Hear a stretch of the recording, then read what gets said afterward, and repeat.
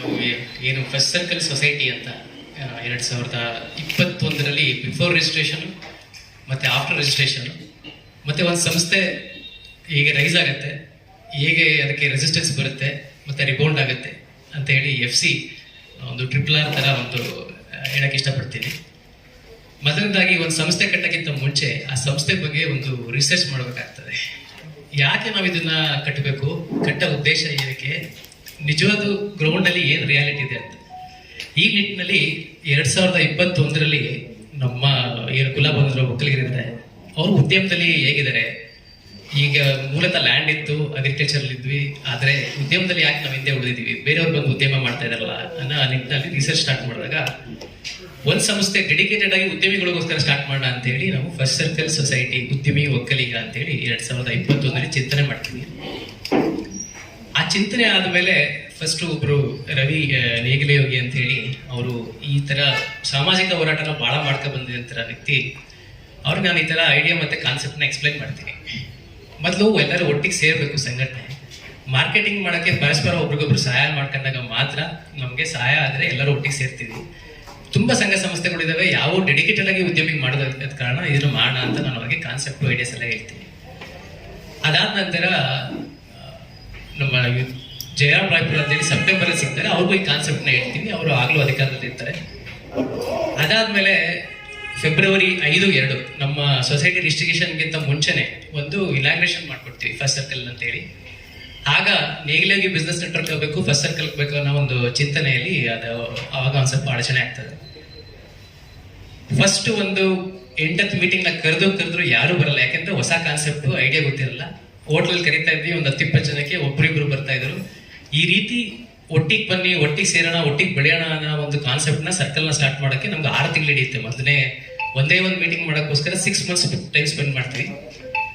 ಆಮೇಲೆ ಒಂದು 80 ಜನ ಸೇರ್ಕೊಂತೀವಿ. ಆಗ ಆಗಸ್ಟ್ನಲ್ಲಿ ಇದನ್ನ ರಿಜಿಸ್ಟ್ರೇಷನ್ ಮಾಡ್ತೀವಿ. ನಾವು ರಿಜಿಸ್ಟ್ರೇಟ್ ಮಾಡ್ಬೇಕಾದ್ರೆ ಇಂಟೆನ್ಷನ್ ಏನಿತ್ತು, ಒಂದು ಡೆಮೊಕ್ರೆಟಿಕ್ ಆಗಿರ್ಲಿ. ನಾಳೆ ನಾನು ಪ್ರೆಸಿಡೆಂಟ್ ಆಗಿರ್ಬೋದು, ನಾಳೆ ಇನ್ನೊಬ್ರು ಆಯ್ಕೆಯಾಗಿ ಇನ್ನೊಬ್ರು ಪ್ರೆಸಿಡೆಂಟ್ ಆಗಿರ್ಬೋದು. ಯಾವಾಗ ಜನ ಇದು ಡೆಮೊಕ್ರೆಟ್ ಇರ್ತದೆ, ಮೆಂಬರ್ಗಳಿಗೆ ಪವರ್ ಇರ್ತದೆ, ಅದು ರಿಜಿಸ್ಟ್ರೇಷನ್ ಮಾಡ್ಬೇಕಂದ್ರೆ ಸೊಸೈಟಿನೇ ಬೆಸ್ಟ್ ಅಂತೇಳಿ ನಾವು ಸೊಸೈಟಿ ಆರ್ಗನೈಸೇಷನ್ ರಿಜಿಸ್ಟರ್ ಮಾಡ್ಕೊತೀವಿ. ಆಗ ಟ್ರಸ್ಟ್ ಆಗಲಿ, ಪ್ರೈವೇಟ್ ಲಿಮಿಟೆಡ್ ಆಗಲಿ, ಬೋರ್ಡ್ ಆಗಲಿ ನಾವೇನು ಮಾಡ್ಕೊಳ್ಳಲ್ಲ. ಇಲ್ಲಿ ಒಟ್ಟು 16 ಕಾನ್ಸೆಪ್ಟ್ ಇರುತ್ತೆ. 16 ಕಾನ್ಸೆಪ್ಟ್ನು ನಾನೇ ಅದನ್ನ ಮಾಡಕ್ ಸ್ಟಾರ್ಟ್ ಮಾಡ್ತೀನಿ. ಅದರಲ್ಲಿ 6 ಕಾನ್ಸೆಪ್ಟ್ನ ಇನ್ಸ್ಟಾಲ್ ಮಾಡ್ತೀನಿ. ಸೊ ನಾನು ಇಲ್ಲಿವರೆಗೂ ಬಿಫೋರ್ ರಿಜಿಸ್ಟ್ರೇಷನ್ ಹೇಳಿದೆ. ಯಾಕೆಂದ್ರೆ ಒಂದು ಸಂಸ್ಥೆ ಕಟ್ಟೋದಕ್ಕೆ ಅದಕ್ಕೆ ರಿಸರ್ಚ್ ಮಾಡೋಂಥದ್ದು, ಟೈಮ್ ಸ್ಪೆಂಡ್ ಮಾಡೋಂಥದ್ದು, ಟೈಮ್ ಕೊಡೋಂಥದ್ದು ಬಹಳ ಮುಖ್ಯ. ರಿಜಿಸ್ಟ್ರೇಷನ್ ಆದ್ಮೇಲೆ ಇದು ತುಂಬಾ ಚೆನ್ನಾಗಿ ಟೇಕ್ ಆಫ್ ಆಗುತ್ತೆ. ಒಂದನೇ ಎಕ್ಸ್ಪೋ ಮಾಡ್ತೀವಿ. ಉದ್ಯಮಿಗಳು ಹೆಚ್ಚು ಕಮ್ಮಿ ಒಂದು 3,000 to 4,000 ಜನ ಬರ್ತಾರೆ. ಅದು 2022ರಲ್ಲಿ. 2ನೇ ಎಕ್ಸ್ಪೋ ಮಾಡ್ತೀವಿ, 10,000 ಜನ ಬರ್ತಾರೆ. 3ನೇ ಎಕ್ಸ್ಪೋ ಮಾಡ್ತೀವಿ, 39,000 ಜನ ಬರ್ತಾರೆ. ಏನಕ್ಕೆ ಇದು ರೈಸ್ ಅಂತ ಕತೆ ಹೇಳ್ತಿದ್ದೀನಿ ಅಂದ್ರೆ, ಯಾವುದೋ ಇನ್ಸ್ಟಿಟ್ಯೂಟ್ ಇಷ್ಟು ಫಾಸ್ಟ್ ಆಗಿ ಇಷ್ಟು ಗ್ರೋತ್ ಆಯ್ತು ಅಂದಾಗ ಅಲ್ಲಿ ಮೆಂಬರ್ಗಳಿಗೆ ಏನೋ ಒಂದು ಅನುಕೂಲ ಇದೆ, ವಿನ್ ಸಿಚುವೇಶನ್ ಇದೆ, ಅವ್ರಿಗೆ ಅನುಕೂಲ ಆಗ್ತಿರೋ ಜನ ಬರ್ತಾರೆ. ಸೊ ಈ ರೀತಿ ಸಕ್ಸಸ್ ಕಂಡದ್ದು ನಮ್ಮ ಒಂದು ಕಮ್ಯುನಿಟಿಯಲ್ಲಿ 2 ದೊಡ್ಡ ಮೀಟಿಂಗ್ ಅಂತಂದ್ರೆ, ಒಂದು ನಮ್ಮ ಬಾಲಗಂಗಾಧರ ಸ್ವಾಮೀಜಿ ಅವ್ರದ್ದು ಮಾಡಿದಾಗ ಒಂದು 40,000 ಜನ ಸೇರಿರ್ತಾರೆ. ಅಂಬರೀಶ್ ಅವ್ರದ್ದು ಒಂದು ಕಾರ್ಯಕ್ರಮದಲ್ಲಿ ಒಂದು 50,000 ಜನ ಸೇರಿರ್ತಾರೆ. ಈ ಕಾರ್ಯಕ್ರಮಕ್ಕೆ ವಿತೌಟ್ ವಾಲಂಟಿಯರ್, ವಿತೌಟ್ ಅಮೌಂಟ್ 39,000 ಬರೋದು ಒಂದು ದೊಡ್ಡ ಸಾಧನೆ ಆಗೋಗುತ್ತೆ. ಅದು ಜನವರಿ ಲಾಸ್ಟ್ ಇಯರ್ 3-4-5ಕ್ಕೆ ನಾವು ಒಂದು ಎಕ್ಸ್ಪೋ ಅಂತ ಮಾಡಿರ್ತೀವಿ. ಸೊ ಈ 3 ಎಕ್ಸ್ಪೋ ನಾವೇ ಮಾಡಿರ್ತೀವಿ. ಯಾರು ಫಸ್ಟ್ ಸರ್ಕಲ್ ಸೊಸೈಟಿಯಿಂದ 22, 24, 25 ಏನ್ ಮಾಡಿರ್ತೀವಿ, 3 ಎಕ್ಸ್ಪೋನು ನಾವು ಮಾಡಿರ್ತೀವಿ. ಅಲ್ಲಿಗೆ ಬ್ರ್ಯಾಂಡ್ ವ್ಯಾಲ್ಯೂ ಕ್ರಿಯೇಟ್ ಆಗಿರುತ್ತೆ, ಸ್ಟಾಲ್ಗಳನ್ನ ಇಟ್ಟಿರ್ತೀವಿ. ಹಾಗಿದ್ದಾಗ ಸೊಸೈಟಿಗಳಲ್ಲಿ ಗೊತ್ತಲ್ಲ, ಈ ಫಸ್ಟ್ ಇದ್ದ ಸೆಕ್ರೆಟರಿ ಟ್ರೆಷರ್ಗಳು ಅಷ್ಟು ಗಮನ ಕೊಡಲ್ಲ, ಕೆಲಸ ಮಾಡ್ತಾ ಇರಲ್ಲ. ಸೊ ಅವಾಗ ಒಂದು ಪೀರಿಯಡ್ ಚೇಂಜ್ ಆಗ್ತಾರೆ. ನನ್ನ ಮೇಲೆ ವಿರುದ್ಧವಾಗಿ ಇವಾಗ ಯಾಕೆ ನಾವು ಈ ಪ್ರೆಸ್ ಮೀಟ್ ಮಾಡಿದೀವಿ ಅಂತಂದ್ರೆ, ಈ ಸೊಸೈಟಿನ ಸ್ಟೇ ತಂದಿದ್ದಾರೆ. ಯಾರು ಸ್ಟೇ ತಂದಿದ್ದಾರೆ?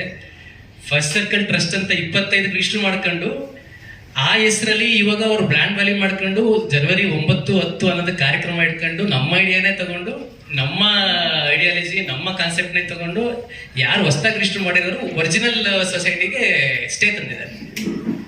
ನಮ್ಮ ಪ್ರಶ್ನೆ, ನೀವು ಸೊಸೈಟಿಗೆ ಸ್ಟೇ ತಂದ್ಮೇಲೆ ಈ ಕಾರ್ಯಕ್ರಮ 9, 10 ಅನ್ನೋದಕ್ಕೆ ಹೇಗ್ ಮಾಡಕ್ಕಾಗತ್ತೆ? ಈ ಕಾರ್ಯಕ್ರಮನ 4th ಎಡಿಷನ್ ಅಂತ ಹಾಕಿ same brand, same logo use ಮಾಡ್ತಾ ಇದ್ದಾರೆ. ಅಲ್ಲಿ ಏನಾಗ್ತದೆ, ಒಂದು ಮಾಡ್ಕೊ ಬಂದಂತ ನಾನು ಫೌಂಡರ್ ಆಗಿ, ಪ್ರೆಸಿಡೆಂಟ್ ಆಗಿ, ಎಫರ್ಟ್ ಹಾಕಿ, ಶ್ರಮಪಟ್ಟು ಸಕ್ಸಸ್ ಆದ್ಮೇಲೆ ಡೀರೇಲಿಂಗ್ ಮಾಡಿ ಪ್ಯಾರಲಲ್ ಇಲ್ಲೀಗಲ್ ಆಗಿ ಎಂಟಿಟಿನ ಎಷ್ಟು ಚೆನ್ನಾಗಿ ಅವರು ಮಾಡ್ತಾರೆ ಅಂದ್ರೆ, ನಮ್ದು first circle society first circle society trust ಅಂತ ಮಾಡ್ಕೊತಾರೆ. ಆ ಟ್ರಸ್ಟಲ್ಲಿ ಯಾರು ಈಗ ನಾವು ಚಂದ್ರಪ್ಪ, ಅಂಬರೀಷ್ ಅಂತ ನಾನು ಫೋರ್ಸ್ ಮಾಡಿ ಅವ್ರನ್ನ ವೈಸ್ ಪ್ರೆಸಿಡೆಂಟ್, ಜನರಲ್ ಸೆಕ್ರೆಟರಿ ಮಾಡಿರ್ತೀನಿ ನಮ್ಮ ಸೆಕೆಂಡ್ ಇವೆಂಟ್ ಆದ್ಮೇಲೆ. ಆ ಅಂಬರೀಷ್ ನನಗೆ ಎಷ್ಟೊಂದ್ಸಲಿ ಹೇಳ್ತಾರೆ, ಯಾಕೆ ಸರ್ ಕೈಯಿಂದ ದಿನಕ್ಕೆ 16 ಗಂಟೆ 20 ಗಂಟೆ ಕೆಲಸ ಮಾಡ್ತೀರಾ, ಇಷ್ಟೊಂದು ದುಡ್ಡು ಯಾಕೆ ಆಗ್ತಾ ಇದೀರಾ ಅಂತ ನನ್ಗೆ ಹೇಳ್ತಾ ಇರ್ತಾರೆ. ಆ ವ್ಯಕ್ತಿನೇ ಇವತ್ತು ನನ್ನ ಮೇಲೆ ಏನೋ ಇದು ಸೊಸೈಟಿಗೆ ಸ್ಟೇ ತರಕ್ಕೆ ಮಾಡಿರೋದು. ಇನ್ನು ವೈಸ್ ಪ್ರೆಸಿಡೆಂಟ್ ಅಂತ ನಮ್ಮ ಚಂದ್ರಪ್ಪ ಅಂತ ಇದ್ರು. ನವೆಂಬರ್ಲಿ ಅವ್ರು ಪಾಯಿಂಟ್ ಔಟ್ ಮಾಡ್ತಾರೆ, ನೋಡಿ ಸರ್ ಇದು ಒಂದು ಫ್ಯಾಮಿಲಿಗೆ ಶಿಫ್ಟ್ ಆಗಿ ಹೋಗ್ತಾ ಇದೆ, ರಾಜಕೀಯ ಇದ್ರೊಳಗೆ ಬೆರೆಸ್ತಾ ಇದೆ, ರಾಜಕೀಯ ಬಂದಾಗ ಅದು ಫ್ಯಾಮಿಲಿ ಬಂದಾಗ ಕಷ್ಟ ಆಗುತ್ತೆ ಸೊಸೈಟಿ ನಡ್ಸಕ್ಕೆ ಅಂದ್ಬಿಟ್ಟು ಈ ಇನ್ವಿಟೇಷನ್ ತೋರಿಸ್ತದೆ ನನಗೆ. ನೋಡಿ ಒಂದೇ ಫ್ಯಾಮಿಲಿ ಜನ ಎಲ್ಲ ಪೂರ್ತಿ ಇನ್ವಿಟೇಷನ್ ಹೊರಗಡೆ ಇದ್ದಾರೆ ಅಂತ. ನಾನು ಅವತ್ತು ಫಸ್ಟ್ ಅವ್ರಿಗೆ ನಮ್ಮ ಚೀಫ್ ಮೆಂಟರ್ ಆಗಿ ಏನು ಅಧಿಕಾರದಲ್ಲಿ ಇದ್ರು ಜಯರಾಮ್ ಸರ್ ಅವ್ರಿಗೆ ಕ್ವಶನ್ ಕೇಳ್ತೀನಿ, ಸರ್ ಇದು ಒಂದು ಫ್ಯಾಮಿಲಿಗೆ ಆಗ್ತಾ ಇದೆ, ಅದು ಅಷ್ಟು ಚೆನ್ನಾಗಿರಲ್ಲ ಸರ್, ಬೇಡ. ಒಂದು ಉದ್ಯಮಕ್ಕೋಸ್ಕರ ಮಾಡಿದ್ದೀವಿ ನಾವು, ಬಿಜೆಪಿ ಕಾಂಗ್ರೆಸ್ JDS ಅನ್ನೋದು ಬೇಡ. ನೀವು ಚೀಫ್ ಮಿನಿಸ್ಟರ್ ಆಗಿ ನಮಗೆ ಬಹಳ ಸಹಾಯ ಮಾಡಿದ್ದೀರಾ, ಜೊತೆಗೆ ನಿಂತಿದ್ದೀರಾ, ನೀವು ಅಧಿಕಾರದಲ್ಲಿ ಇದ್ದು ಜೊತೆ ನಿಂತಿದ್ದೀರಾ, ಇದು ಬೇಡ ಅಂತ ಹೇಳ್ತೀವಿ. ಕಾರ್ಯಕ್ರಮ 39,000 ಬಂದ ಸಕ್ಸಸ್ ಆದ್ಮೇಲೆ ಅವರು ಕರೆದು, ನೀನು ಪ್ರೆಸಿಡೆಂಟ್ ಬೇಡ, ನಾನು ಚೀಫ್ ಮಿನಿಸ್ಟರ್ ಬೇಡ ಅಂತ ಹೇಳ್ತಾರೆ. ಆಗ ನಾನು ಸ್ಪಷ್ಟವಾಗಿ ಹೇಳ್ತೀನಿ, ಸರ್ ಇದು ಕಾನ್ಸೆಪ್ಟೇ ಹೊಸದು, ಐಡಿಯಾ ಹೊಸದು, ನನ್ನ ತಲೆ ಒಳಗಡೆ ಇರೋದ್ರಿಂದ ಇದನ್ನ ಬೇರೆ ತಲೆ ಎಕ್ಸಿಕ್ಯೂಟ್ ಮಾಡೋಕ್ಕಾಗಲ್ಲ. ನಾನು ಆಗ್ಬೇಕಾದ್ರೂ ಬಹಳ ಸ್ಪಷ್ಟವಾಗಿ ಹೇಳಿದ್ದೆ, 27ರಿಂದ 28 ನಾನು 6 ವರ್ಷ ಆಗಿರ್ತೀನಿ, ಇದಕ್ಕೊಂದು ಬುನಾದಿ ಹಾಕೊಡ್ತೀನಿ, ಇದು 100ರಿಂದ 500 ವರ್ಷದವರೆಗೂ ಇರುತ್ತೆ. ಯಾಕಂದ್ರೆ ಹೆಚ್ಚು ಕಮ್ಮಿ ಒಂದು 3,000-4,000 ಕೋಟಿ ವಹಿವಾಟಾಗಿದೆ ನಮ್ಮ ಮೆಂಬರ್ ಒಳಗಡೆ. ನಾವೇನು ಯಾರಿಗೇನೋ ಮಾಡಿಲ್ಲ, ಇವ್ರಿಗೆ ಪರಿಚಯ ಮಾಡ್ಕೊಟ್ಟೆ, ಅವ್ರಿಗೆ ನಾನು ಅವ್ರ ಪರಿಚಯ ಮಾಡ್ಕೊಟ್ಟೆ, ಒಟ್ಟಿ ಸಿಕ್ಕಿದ್ವಿ, ಅವಾಗ ಅವ್ರ ಬಿಸ್ನೆಸ್ ಬೆಳೀತು. ಇಂಥ ಒಳ್ಳೆ ಸಂಸ್ಥೆನ ನಾವು ಬೇಡ, ಬೇರೆಯವ್ರ ಕೈಲಿ ಮಾಡೋಕ್ಕಾಗಲ್ಲ. ಒಟ್ಟು 16 ಕಾನ್ಸೆಪ್ಟ್ ಅಲ್ಲಿ ಈಗ 6 ಕಾನ್ಸೆಪ್ಟ್ ಮಾತ್ರ ನಾವು ಮಾಡಿದೀವಿ ಸರ್. ಆ ಕಾನ್ಸೆಪ್ಟ್ ಐಡಿಯಾ ಸರ್ಕಲ್ ಮೀಟಿಂಗ್ ಅಂತ ಒಂದು, ಸೆಕ್ಟರ್ ಕೌನ್ಸಿಲ್ ಅಂತ ಇಡೀ ಇಂಡಿಯಾದಲ್ಲಿ ಎಲ್ಲೂ ಇಲ್ಲ. ಆ ಸೆಕ್ಟರ್ ಕೌನ್ಸಿಲ್ ನಮ್ಮ ಕಮ್ಯುನಿಟಿ ನಾವು ಮಾಡಿದ್ ನೋಡಿ ಲಿಂಗಾಯತರು ಮತ್ತೆ ಬೇರೆಯವರೆಲ್ಲ ನಮ್ಮನ್ನ ಸರ್ ಅದು ಹೇಗೆ ನಮ್ಗೆ ಗೈಡ್ ಮಾಡಿ ಅನ್ನೋ ಒಂದು ಮಟ್ಟಕ್ಕಿತ್ತದು. ಸೆಕ್ಟರ್ ಕೌನ್ಸಿಲ್ ಅಲ್ಲಿ ಒಂದು ಸೆಕ್ಟರ್ ಒಳಗಡೆ ರಿಯಾಲಿಟಿ ಒಳಗಡೆ ನಾವು ಹೆಂಗೆ ಸೇರಿ ಕೊಲಾಬ್ರೇಷನ್ ಬಿಸ್ನೆಸ್ ಮಾಡ್ಬೋದು ಅನ್ನೋ ಕಾನ್ಸೆಪ್ಟ್ ಒಂದು. FC ನೆಕ್ಸ್ಟ್ ಅಂತ ಇವತ್ತು ನಾವು ಡಿಜಿಟಲ್ ಮಾರ್ಕೆಟಿಂಗ್ ನಿಮಗೆ ಗೊತ್ತಿದೆ ಎಷ್ಟು ದುಡ್ಡು ಖರ್ಚು ಮಾಡ್ತೀವಿ ಅಂದ್ರೆ, ಯಾವ್ದೋ ಒಬ್ಬ ಉದ್ಯಮಿ ಒಂದು ಬಿಸ್ನೆಸ್ ಸ್ಟಾರ್ಟ್ ಮಾಡಬೇಕು ಅಂದ್ರೆ, ಲೀಡ್ಸ್ ತಗೋಬೇಕು ಅಂದ್ರೆ ಡಿಜಿಟಲ್ ಮಾರ್ಕೆಟಿಂಗ್ ತುಂಬಾ ಖರ್ಚಾಗುತ್ತೆ. ನಾನೇ ಒಂದು ಆ್ಯಪ್ ನ ಕ್ರಿಯೇಟ್ ಮಾಡಿ, ನಾನು ಯಾಕೆ US ಅವ್ರಿಗೆ ಫಂಡ್ಸ್ ಹೋಗ್ಬೇಕು, ಡಿಜಿಟಲ್ ಮಾರ್ಕೆಟಿಂಗ್ ಯಾಕೆ ದುಡ್ಡು ಹೋಗ್ಬೇಕು ಅಂತೇಳಿ ನಾನೇ ಒಂದು ಆ್ಯಪ್ ನ ಕ್ರಿಯೇಟ್ ಮಾಡ್ತೀನಿ. ಆ ಆ್ಯಪ್ ಸ್ವಲ್ಪ ದಿವಸದಲ್ಲಿ 10,000 ಜನ ಮೆಂಬರ್ ಆಗ್ತಾರೆ, ದೊಡ್ಡ ಸಾಧನೆ. ಆ ಆ್ಯಪ್ ಏನಾರು ಕಂಟಿನ್ಯೂ ಆಗ್ಬಿಟ್ಟಿದ್ರೆ ಒಂದು ಏನು ಪ್ರೊಸೆಸಿಂಗ್ ಇತ್ತು, ನಾನು ನಾಳೆ ನನ್ನ ಕಂಪ್ನಿನ ಮಾರ್ಕೆಟಿಂಗ್ ಮಾಡಕ್ಕೆ 1 ಲಕ್ಷ ರೂಪಾಯಿ ಖರ್ಚು ಮಾಡಿ ಡಿಜಿಟಲ್ ಮಾರ್ಕೆಟಿಂಗ್ ಮಾಡೋ, ಫೇಸ್ಬುಕ್ ಹೋಗು, ಲಿಂಕ್ಡ್ಇನ್ ಹೋಗು, ಎಷ್ಟು ಕಷ್ಟ ಇದೆ. ನಮ್ಮವೇ ಉದ್ಯಮಿಗಳು ನಾವೇ ಜನನ ಸೇರಿಸ್ಕೊಂಡು ನಮ್ಮದೇ ಮಾಧ್ಯಮ ಮಾಡಬೇಕು ಅಂತ FC ನೆಕ್ಸ್ಟ್ ಅಂತ ಒಂದು ಹೊಸ ಕಾನ್ಸೆಪ್ಟ್ ಹಾಕಿ ನಾನು ಅದನ್ನ ಇಂಪ್ಲಿಮೆಂಟ್ ಮಾಡಿ ಲಾಂಚ್ ಮಾಡಿ ಸಕ್ಸಸ್ ಆಗೋಗುತ್ತೆ ಎಕ್ಸ್ಪೋಗಿಂತ ಮುಂಚೆ. ಅದು ನನ್ನ 3ನೇ ಕಾನ್ಸೆಪ್ಟ್. 4ನೇ ಕಾನ್ಸೆಪ್ಟ್ ಬಂದ್ಬಿಟ್ಟು ಅಗ್ರಿಕಲ್ಚರ್ಗೆ ಆಗ್ರಿಟೆಕ್ ಅಂತೇಳಿ ರಿಯಾಲಿಟಿ ಸೆಕ್ಟರ್ ನಾವು ಮಾಡ್ಕೊಳ್ತೀವಿ. ಅಂದ್ರೆ ರೈತರಿಗೆ ಮತ್ತೆ ಮಹಿಳೆಯರಿಗೆ ಸ್ಟೂಡೆಂಟ್ಗೆ ಒಂದೊಂದು ಯೋಜನೆ ತರಬೇಕು ಅಂತೇಳಿ ಅದನ್ನ ಯೋಜನೆಯನ್ನು ನಾವು ಲಾಂಚ್ ಮಾಡ್ಕೊಳ್ತೀವಿ. ಅದನ್ನ ನಾನು 1 ತಾಲೂಕು 1 ಪ್ರಾಡಕ್ಟ್ ಮತ್ತೆ ಮೈಕ್ರೋ ಎಂಟರ್ಪ್ರಿನರ್ಸ್ ಅಂದ್ರೆ ವಿಲೇಜ್ ಸರ್ಕಲ್ ಉದ್ಯಮಿಗಳು, ಸಿಟಿ ಸರ್ಕಲ್ ಉದ್ಯಮಿ ಅಂತ 2 ಕಾನ್ಸೆಪ್ಟ್ ತರ್ತೀನಿ. ಅದನ್ನ ಜನವರಿಲಿ ನಾನು ಇನ್ನು ಲಾಂಚ್ ಮಾಡೋದಕ್ಕೆ ಜನ ಅಷ್ಟು ಇಷ್ಟಪಟ್ಟು ನಮಗೆ ಬರ್ತಾರೆ. ಯಾಕೆಂದ್ರೆ ಡೈರೆಕ್ಟ್ ಕನೆಕ್ಷನ್, ಒಂದು ನಾವು ತಿನ್ನೋ ಆಹಾರ ಏನಿದೆ ಟ್ರಾನ್ಸ್ಪರೆನ್ಸಿ ಇಲ್ಲ, ಫುಡ್ ಕರೆಕ್ಟ್ ಆಗಿರಲ್ಲ. ಸೊ ಅಲ್ಲಿಂದ ಬರ್ಬೇಕಾದ್ರೆ ಏನಾಗುತ್ತೆ, ಆ ಕಾನ್ಸೆಪ್ಟ್ ಅಲ್ಲಿ ನಾನು 6ನೇ ಕಾನ್ಸೆಪ್ಟ್ ಅಲ್ಲಿ ಡೈರೆಕ್ಟ್ ರೈತನಿಂದ ಮನೆಗೆ ಹೋಗೋಂಥ ಡೆಲಿವರಿ ಕಾನ್ಸೆಪ್ಟ್ ಇರುತ್ತೆ, ಅದನ್ನ ಇಂಪ್ಲಿಮೆಂಟ್ ಮಾಡಕ್ ಬಿಡಲ್ಲ. ಸೊ ಈ ರೀತಿ ಒಂದು ರೈಸ್ ಏನಾಯ್ತು, ಇದಕ್ಕೆ ರೆಸಿಸ್ಟೆನ್ಸ್ ಸ್ಟಾರ್ಟ್ ಆಯ್ತು. ಯಾಕೆಂದ್ರೆ ಯಾವ್ದಾದ್ರು ಒಂದು ಸಕ್ಸಸ್ ಆದ್ರೆ ನಿಮ್ಗೆ ಗೊತ್ತಿದೆ, ಎಲ್ಲರೂ ನಮ್ದು ನಾನು ಅನ್ನೋ ಒಂದು ರೆಸಿಸ್ಟೆನ್ಸ್ ಸ್ಟಾರ್ಟ್ ಆಗುತ್ತೆ. ಆ ರೆಸಿಸ್ಟೆನ್ಸ್ ಅಲ್ಲಿ ರೂಟ್ ನ ಕಿತ್ತಾಕಂತ ಯೋಚನೆನ ಇವ್ರು ಮಾಡ್ತಾರೆ. ಕಾನ್ಸೆಪ್ಟ್ ನಮ್ದು, ಐಡಿಯಾ ನಮ್ದು, ದುಡ್ಡು ನಮ್ದು, ಶ್ರಮ ನಮ್ದು, 16 ಗಂಟೆ 20 ಗಂಟೆ ಕೆಲಸ ಮಾಡ್ತಿರ್ತೀವಿ, ನಮ್ಮನ್ನ ತೆಗಿಬೇಕು ಅನ್ನೋ ನಿರ್ಧಾರ ಮಾಡ್ಕೊಂಡು ಒಂದು ಟೀಮ್ ಮಾಡ್ಕೊಂತಾರೆ. ಅದು ಯಾರು ಟೀಮ್ ಮಾಡ್ತಾರೆ, ಯಾರು ಕಾಂಟ್ರಿಬ್ಯೂಟ್ ಮಾಡ್ತಾ ಇರಲ್ಲ, ಸ್ಟಾರ್ಟಿಂಗ್ ಇಂದ ಕೆಲಸ ಮಾಡ್ತಾ ಇರಲ್ಲ, ಅವರೆಲ್ಲ ಸೇರ್ಕೊಂಡು ಒಂದು ಟೀಮ್ ಮಾಡ್ಕೊಂತಾರೆ. ನನಗೆ ಬೇಸರ ಆಗಿದ್ದು ಪ್ರೆಸ್ ಮೀಟಿಗೆ ನಮ್ಮ ಕಮ್ಯುನಿಟಿನ 2 ಭಾಗ ಅಂತ ತೋರ್ಸೋದಕ್ಕೆ ನಮ್ಗೆ ಇಷ್ಟ ಇಲ್ದಲೆ 11 ತಿಂಗಳು ಕಾಯ್ದು ಸುಮ್ಮನೆ ಇರ್ತೀನಿ. ಯಾವತ್ತು ನಾನು ಕಷ್ಟಪಟ್ಟು 5 ವರ್ಷದಿಂದ ಫಸ್ಟ್ ಸರ್ಕಲ್ ಸೊಸೈಟಿ ನಾವು ಮಾಡಿರ್ತೀವಿ, ಆ ಸೊಸೈಟಿಗೆ ಸ್ಟೇ ತಂದ್ಬಿಡ್ತಾರೆ. 5 ವರ್ಷ ಶ್ರಮ ಕಟ್ಟಿದ್ದನ್ನ 5 ನಿಮಿಷದಲ್ಲಿ ಅದನ್ನ ಹೊಡೆದ್ಬಿಡ್ತಾರೆ ಈ ರೀಸೆಂಟ್ ನೋಟಿಸ್ ಅಲ್ಲಿ. ಅದು ಏನು, ಒಬ್ರು ನೋಂದಣಾಧಿಕಾರಿ ಅದನ್ನ ಕ್ಯಾನ್ಸಲ್ ಮಾಡೋ ಅಧಿಕಾರಿನೇ ಇಲ್ಲ, ಸರ್ಟಿಫಿಕೇಟ್ ನ ಅವರೇ ಆದೇಶ ಮಾಡಿ ಅವರೇ ಹಿಂಪಡೆದು ಅದನ್ನ ಕ್ಯಾನ್ಸಲ್ ಮಾಡ್ಬಿಟ್ಟಿದ್ದಾರೆ. ಹಿಂಪಡೆದಿದ್ದೀವಿ ಅಂತ ನಮ್ಗೆ ನೋಟಿಸ್ ಕೊಡ್ತಾರೆ. ಅದು ಹೆಂಗೆ 11ನೇ ತಾರೀಕು ಹಿಯರಿಂಗ್ ಆಗಿರುತ್ತೆ, 15ನೇ ತಾರೀಕು ನೋಟಿಸ್ ಕಳಿಸ್ತಾರೆ. ಈಗ ನೆಕ್ಸ್ಟ್ ಹಿಯರಿಂಗು 12 ಜನವರಿಗೆ ಅಂತ ಹೇಳ್ತಾರೆ. ಅದ್ರೊಳಗಡೆ 9-10 ಅನ್ನೊಂದು ಕಾರ್ಯಕ್ರಮ ಮಾಡ್ಕೊಬಿಡ್ಬೇಕು ಅನ್ನೋದು ಅವರ ಇಂಟೆನ್ಷನ್. ಒಂದು ಸೊಸೈಟಿ ಅಕೌಂಟ್ ದುಡ್ಡೆಲ್ಲ ಫಸ್ಟ್ ಸರ್ಕಲ್ ಟ್ರಸ್ಟಿಗೆ ಹೋಗ್ತಾ ಇದೆ, ಬ್ರ್ಯಾಂಡ್ ಲೋಗೋ 4ನೇ ಎಡಿಷನ್ ಅಂತ ಹೇಳ್ಕೊಂಡು ಇವೆಂಟ್ ಮಾಡ್ತಾ ಇದ್ದಾರೆ. ಅನಧಿಕೃತವಾಗಿ ಇಲ್ಲಿ ರಿನ್ಯೂವಲ್ ಆಗ್ಬೇಕಾಗಿರೋದು ಮೆಂಬರ್ ದುಡ್ಡು ಅಲ್ಲಿಗೆ ಹೋಗ್ತಾ ಇದೆ. ಇಷ್ಟೆಲ್ಲ ಹಣದಲ್ಲಿ ಟ್ರಾನ್ಸ್ಫರ್. ನೀವು ನೋಡಿ, first circle society 2022, first circle society trust 25. ಜನಕ್ಕೆ ಕನ್ಫ್ಯೂಷನ್ ಹೆಂಗ್ ಕ್ರಿಯೇಟ್ ಮಾಡ್ತಾರೆ ಅಂದ್ರೆ, ಟ್ರಸ್ಟ್ ಅನ್ನೋದು ಮಾತ್ರ ಮುಂದಕ್ಕೆ ಆಡ್ ಮಾಡೋದು ಫಸ್ಟ್ ಸರ್ಕಲ್ ಸೊಸೈಟಿ ಅಂತ. ಅದು actually first circle society registration ಆಗ್ಬಾರ್ದು ಟ್ರಸ್ಟ್. ಅದು ರಿಜಿಸ್ಟ್ರೇಷನ್ ಆಯ್ತು, ಅದು ನಮ್ಗೆ ಗೊತ್ತಿಲ್ಲ. ಇಷ್ಟೆಲ್ಲ ಆದ್ಮೇಲೆ ಏನೋ ನಮ್ಮ ಎಲ್ಲ ದೊಡ್ಡವ್ರನ್ನ ಸೇರಿಸಿ ಒಂದು ಕೂತು ಮಾತುಕತೆ ಆಡೋಣ ಅಂತಂದ್ರೆ, ಆಗಸ್ಟ್ ನಲ್ಲಿ ಇನ್ನೊಬ್ಬರನ್ನ ಪ್ರೆಸಿಡೆಂಟ್ ನ ಒಂದು ವೇದಿಕೆನೆ ಮಾಡ್ತಾರೆ. RJ ರಾಯಲ್ ಅಲ್ಲಿ ದೊಡ್ಡ ಫಂಕ್ಷನ್ ಮಾಡಿ ಒಬ್ಬರ ಪ್ರೆಸಿಡೆಂಟ್ ಅಂತಾನೆ ಅನೌನ್ಸ್ ಮಾಡಿ ಒಂದು ಇವೆಂಟೇ ಮಾಡ್ಬಿಡ್ತಾರೆ, ಒಂದು 300 ಜನ ಕರೆದು. ಅವತ್ತು ಅಧಿಕೃತವಾಗಿ ನಾನೇ ಪ್ರೆಸಿಡೆಂಟ್ ಇರ್ತೀನಿ, ಯಾಕೆಂದ್ರೆ ಸೊಸೈಟಿ ಇರ್ತದೆ. ಅವಾಗ ಟ್ರಸ್ಟ್ ರಿಜಿಸ್ಟ್ರೇಷನ್ ಆಗಿರಲ್ಲ. ಯಾವುದೋ ಒಂದು ವ್ಯಕ್ತಿ ಈಗ ನಾಳೆ ನೀವು ಚೀಫ್ ಮಿನಿಸ್ಟರ್ ಅಂದ್ರೆ ನೀವು ಚೀಫ್ ಮಿನಿಸ್ಟರ್ ಆಗಕ್ಕಾಗಲ್ಲ. ಅದಕ್ಕೊಂದು ಕಾನೂನು ಇರ್ತದೆ. ಕಾನೂನುಬದ್ಧವಾಗಿ ಒಂದು ಎಲ್ಲರನ್ನೂ ಕರೆದು, ಮೆಂಬರ್ಗಳನ್ನ ಕರೆದು, ಒಂದು ಎಲ್ಲರ ತರ ಮಾತಾಡಿ ನೀವು ಆಗಿ ಅಂತ ಮಾಡ್ಬೇಕಾಗ್ತದೆ. AGM ಕರೆಯಲ್ಲ, meeting ಕರೆಯಲ್ಲ. ಮುರಿರಾಜು ಅಂತ ಹೇಳಿ ಬೆಂಗಳೂರು ಇನ್ಸ್ಟಿಟ್ಯೂಟ್ ಆಫ್ ಇವರು, ಅವರು ಬಹಳ ಒಳ್ಳೆ ವ್ಯಕ್ತಿನೇ. ಅವರು ಏಕಾಏಕಿ ಅವ್ರನ್ನ ಪ್ರೆಸಿಡೆಂಟ್ ಅಂತ ಅನೌನ್ಸ್ ಮಾಡ್ಕೊಂತಾರೆ. ಮತ್ತೆ ಇವರು ಶಿಲ್ಪಾ ಮೇಡಮ್ ಅವರೆಲ್ಲ ಅದ್ರ ಜೊತೆ ಸೇರ್ಕೊಂಡು ನಮಗೆ ನೋಟಿಸ್ ಕೊಟ್ಟು ಮಾಡ್ತಾರೆ. ದುಃಖದ ಸಂಗತಿ ಅಂದ್ರೆ 4-5 ವರ್ಷ ಕಟ್ಟಿದಂತ ಸಂಸ್ಥೆನ ಏಕಾಕಿ 5 ನಿಮಿಷಕ್ಕೋಸ್ಕರ ಅವರ ಸ್ವಂತ ಫ್ಯಾಮಿಲಿ ಒಂದು ಡೆವಲಪ್ಮೆಂಟ್ಗೋಸ್ಕರ ಮಾಡೋದು ಮಾಡ್ಬಿಡ್ತಿಲ್ಲ. ಬಹಳ ಕೆಟ್ಟದು. ಇನ್ನೊಂದು 2 ಅವರು ನೆಕ್ಸ್ಟ್ ನಮ್ಮ ಅಲಿಗೇಷನ್ಸ್ ಅಂತ ಇರ್ತಾರೆ. ಒಂದು ಫಿನಾನ್ಷಿಯಲ್ ಅಲಿಗೇಷನ್ ಅಂತ ಇರ್ತಾರೆ, ಇನ್ನೊಂದು ಪೊಲಿಟಿಕಲ್ ಇನ್ವಾಲ್ವ್ಮೆಂಟ್ ಆಗೋಗಿದೆ ಆ ಕಡೆಯಿಂದ. ಅವ್ರು ಯಾಕೆ ಇದನ್ನ ನನ್ನ ತೆಗಿಬೇಕು ಅನ್ನೋದು ನನಗೆ ಅರ್ಥ ಆಗಿದೆ ಯಾವಾಗ ಅಂದ್ರೆ, ಅವ್ರಿಗೆ ಯಾರೋ ಒಬ್ರು ದೊಡ್ಡವರೆಲ್ಲ ಕರೆದಿ ದೊಡ್ಡ ಸಂಘಟನೆ ಮಾಡಿದ್ಯಾ, ನಿಮ್ಗೆ ಒಂದು ಅಧಿಕಾರ ಕೊಡ್ತೀವಿ, ಟಿಕೆಟ್ ಕೊಡ್ತೀವಿ ಅಂತ ಆಸೆ ಮಾಡಿದಾಗ ಪಾಪ ಅವರ ಆ ಇಂಟೆನ್ಷನ್ಗೆ ಬರ್ತಾರೆ. ಇವ್ರ ಅಲಿಗೇಷನ್ ಏನು, ಲಾಸ್ಟ್ ಟೈಮ್ ಎಕ್ಸ್ಪೋದಲ್ಲಿ ತುಂಬಾ ದುಂದು ಖರ್ಚಾಗಿದೆ, ಅದರಲ್ಲಿ ದುಡ್ಡೋಳಾಗಿದೆ ಅಂತ ಇವ್ರು ಹೇಳ್ತಾ ಇದ್ದಾರೆ. ನಾವೇನ್ ಮಾಡಿದ್ವಿ ಲಾಸ್ಟ್ ಟೈಮು, ಎಲ್ಲಾ ಇವೆಂಟ್ ನಮ್ಮಲ್ಲಿ ಯಾರು ಮಾಡ್ತಾರಲ್ಲ ಅದನ್ನ ನಮ್ಮ ಸಂಸ್ಥೆ ಮೆಂಬರ್ ಒಳಗಡೆ ಕೊಟ್ಬಿಟ್ಟಿದ್ವಿ. ಉದಾಹರಣೆಗೆ ಊಟದವರು ನಮ್ಮವರೇ, ಮೀಡಿಯಾದವರು ನಮ್ಮವರೇ, ಸ್ಕ್ರೀನ್ ಕೊಡೋರು ನಮ್ಮವರೇ.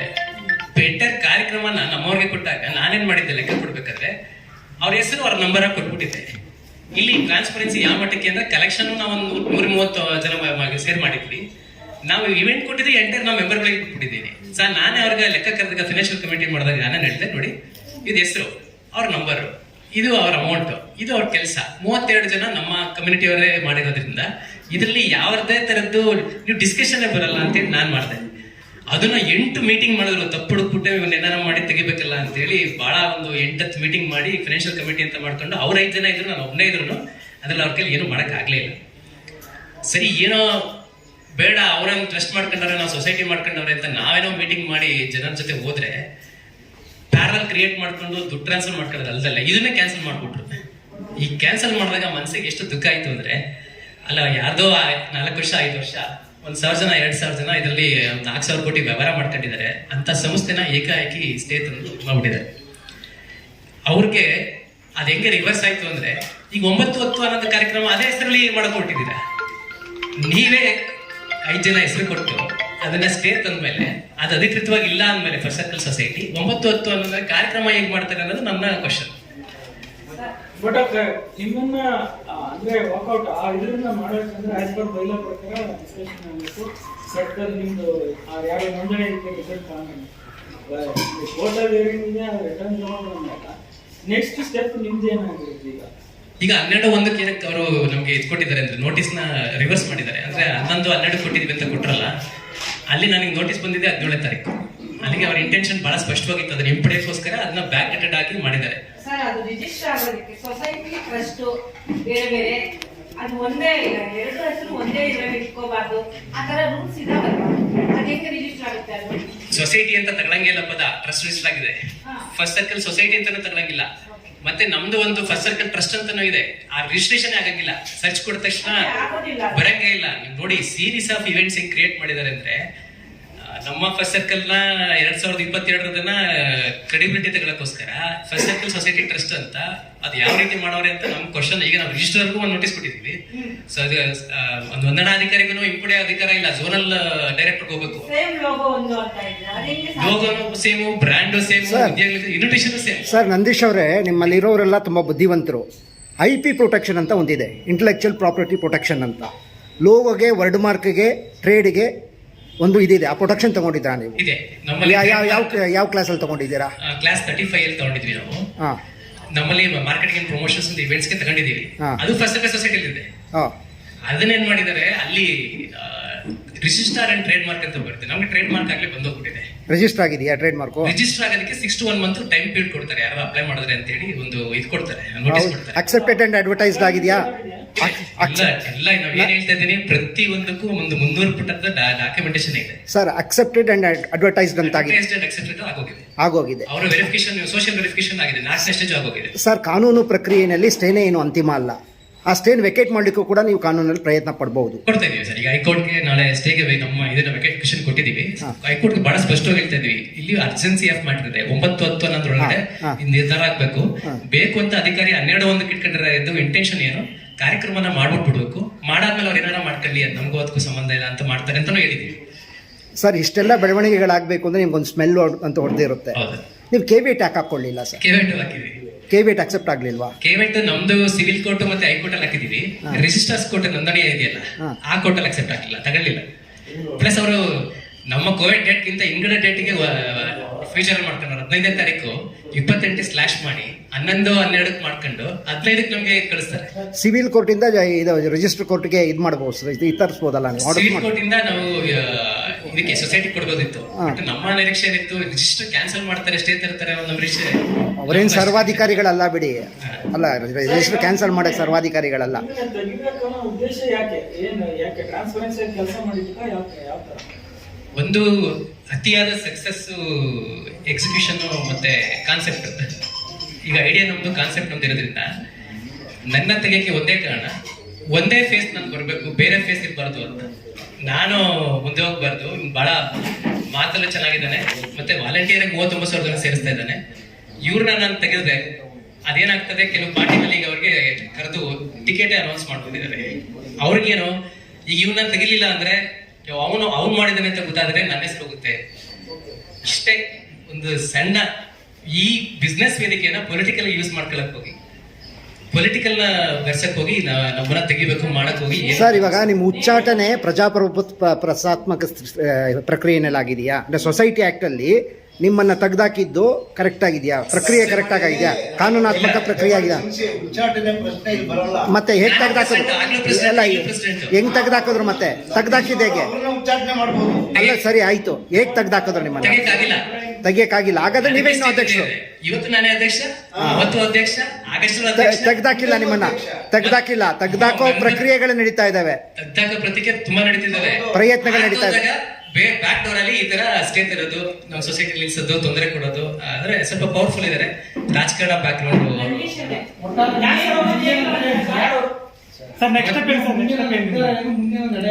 ಅದೇ ನಾನು ಇವಾಗ ನಿಮ್ಗೆ ಹೇಳ್ದಂಗೆ, ನಾನು ಜಸ್ಟ್ ಪ್ರೀ ರಿಜಿಸ್ಟ್ರೇಷನ್ ಹೇಳಿದೆ, ನಮ್ಮ ರೈಸ್ ಹೇಳಿದೆ, ಮತ್ತೆ ರೆಸಿಸ್ಟೆನ್ಸ್ ಹೇಳಿದೆ. ಇನ್ನು ರಿಬೋರ್ಡ್ ಅನ್ನೋದನ್ನ ನಾನು ಸ್ಟಾರ್ಟಿಂಗ್ ಅಲ್ಲಿ ಹೇಳಿದೆ, RRR ಅಂತ ಹೇಳ್ತೀನಿ ಅಂತ. ಈಗ ರಿಬೋರ್ಡ್ ಹೇಳ್ಬಿಡ್ತೀನಿ.